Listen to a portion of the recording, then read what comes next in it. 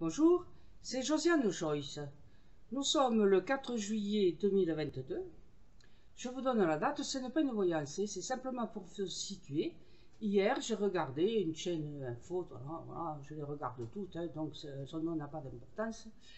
Une chaîne info qui a signalé, qui a fait un reportage sur une imprimerie qui sort un hebdo toutes les semaines et qui s'appelle Le Démocrate de l'Aisne. On ne dit pas de l'Aisne, on dit de l'Aisne. On ne va pas tricoter un pull, hein, on dit les choses, on prononce comme l'accent, comme vous avez vu la vidéo précédente, l'accent toulousain, Le Démocrate de l'Aisne. Et cet hebdo, il est imprimé à l'ancienne. Eh oui, ça m'a rajeuni de 50 ans. Voilà, je me suis revue quand j'avais 20 ans et que je commençais à travailler. J'étais embauchée comme dactylo, hein, voilà. Mais les machines qu'il y avait à l'époque pour composer du texte, ça n'a rien à voir avec les trucs qui sont enseignés, là, les graphistes d'aujourd'hui. On leur a enseigné à faire la dactylo des textes comme la dactylo, comme des employés, des dactylos, comme ouais, je le sais, je suis dactylo, alors j'ai eu mon CAP de secrétaire et de comptable, et moi aussi j'ai tapé à la machine, donc je connais la façon d'écrire dactylo. Seulement en imprimerie, ce n'est pas la même chose. Parce que, par exemple, quand vous mettez, je sais pas, deux points, les gens ils mettent espace à la fin de la lettre et les deux points. Alors que non, puisque en informatique, l'espace compte. L'espace est calculé pour faire la largeur de la colonne, hein, justifiée. Donc on compte les blancs. Et donc il ne faut pas le faire ça. Il faut mettre à la fin de la lettre deux points, aussitôt sans blanc. Sinon, ou alors point d'interrogation. En dactylo, le point d'interrogation, il y a un espace juste après. Alors qu'en imprimerie, eh bien non, le point d'interrogation, on n'y met pas d'espace. Quand il y a la justif, eh bien la justif, on voit le point d'interrogation dans une autre ligne. Alors c'est un peu ridicule. Donc fabriquer du texte à la méthode dactylo, c'est complètement bidon. Voilà. Les anciens de l'imprimerie, ils doivent bouillir, hein, comme moi. Hein.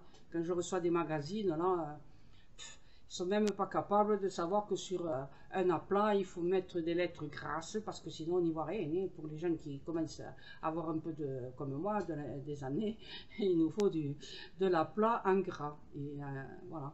Et, en capital, plus ou moins, c'est grasse. Voilà. Et, ouais, on ne peut pas lire.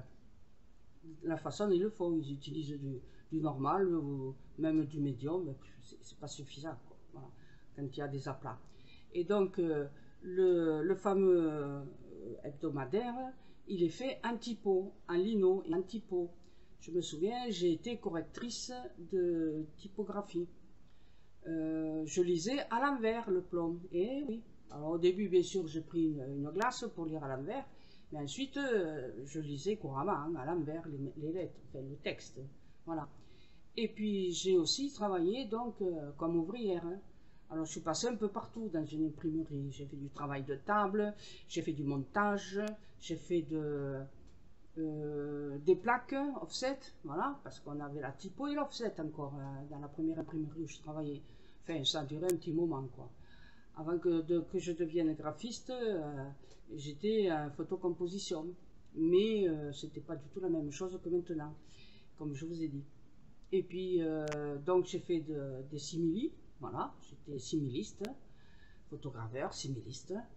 Et peut-être que tous les produits que j'ai sentis, enfin que j'ai respirés, on est dans les laboratoires à l'époque de photo, on n'avait pas de la climatisation. Ce qui fait que les produits chimiques pour développer, eh ben, on les respirait à fond. Hein, voilà. Peut-être que ça m'a aidé aussi à avoir la maladie que j'ai. Hein, la maladie auto-immune, ça m'a baissé les défenses immunitaires, mais j'avais 20 ans et j'étais jeune et j'y croyais pas.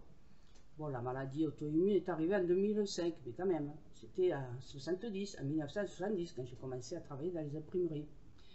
Et j'ai même développé, alors vous allez rire, des photos pour les machines anciennes, là, de l'imprimerie ancienne. Voilà. Et on faisait des fois une photo.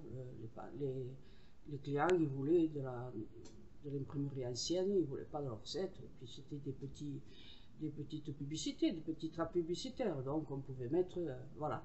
Et quand il fallait, puisqu'avec le plomb, c'est pas facile, on ne peut pas faire tous les textes, quand il fallait un petit peu de composition, on faisait une, je ne sais plus comment on les appelle maintenant, depuis il y a 50 ans, hein, je ne me souviens pas.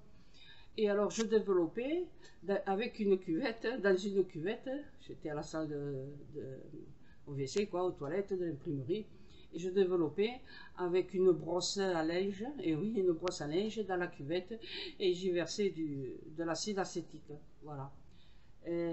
Bon, du vinaigre, quoi, hein. Et donc pendant des fois 2 heures, hein, ça dépendait de la grandeur de la photo à développer, qui était toujours à l'envers, hein, la photo était à l'envers, mais évidemment comme le plomb, tout le texte était à l'envers, et donc je développais la photo, puisque j'étais apprenti à 20 ans, et je suis passé partout, hein, sauf au massicot, hein, ça c'était trop dangereux. Dans le massicot, on pouvait se couper les doigts, c'était très très dangereux, et il fallait vraiment, il y avait des massicotiers, et c'était un métier, quoi, c'est le métier de massicoter. Et maintenant, vous avez toutes les journaux, ils sont faits, hop, ils sortent presque emballés, ça rentre d'un côté et puis ça sort de l'autre, le paquet il est même ficelé, alors c'est pour vous dire, il est massicoté, ficelé, et il n'y a plus qu'à le mettre dans le camion pour le porter chez les commerçants, quoi, voilà. Mais à l'époque, on massicotait tout, voilà. Et donc je devais, avec la cuvette, la brosse à linge, dure, je devais développer dans de l'acide acétique. Alors oui, des fois ça rendait un peu pompette, un peu contente, hein. Donc quand j'étais resté au bout de 2 heures, 2 heures et demie, et que j'avais absorbé toutes les odeurs d'acide acétique, vous le savez, au bout d'un moment, c'est comme si j'avais bu 1 litre de vin rouge. Voilà. Ça, c'était le. Et alors, les odeurs d'imprimerie. Ah là là là là, les odeurs, l'encre, l'odeur. Ça a une odeur spéciale, une imprimerie. Mais un atelier d'imprimerie. Je ne parle pas des bureaux, des journalistes, de ces feignants, là, des merdias.